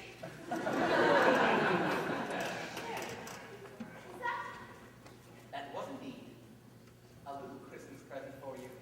Sherry, you'll reprobate. Never mind. Just send me a necktie sometime. Maggie, my hat and coat. I'm leaving for the You're leaving, Sherry? Don't argue, rat girl. Do as you're told. Yes, Mr. Whiteside. All right, now, Mr. Whiteside, I want to apologize. Say, Don't give it a thought, Jefferson. There's been a slight change of plans. The Rain's off on a world cruise. I'm taking your place. Keep home now. Maggie will explain everything. Maggie? Thank you, Maggie. Mr. Whiteside, are you terribly busy? Yes, yes, Doctor. Very busy. But if you're ever in New York, just try and find me. Goodbye, Maggie. I love you very much. You're wonderful, Sherry. Nonsense. Goodbye, Jefferson. You'll never know the trouble you caused. goodbye, Mr. Whiteside. Goodbye, Mr. Stanley. I hope to hear in the very near future that your daughter has married her young man and that your son has been permitted to follow his own bent. Or else. Goodbye, everyone. Merry Christmas. Hey, for God's sake, what is all this? Where's he going? It's all right, Bert. You're too young to know. Just don't ask questions.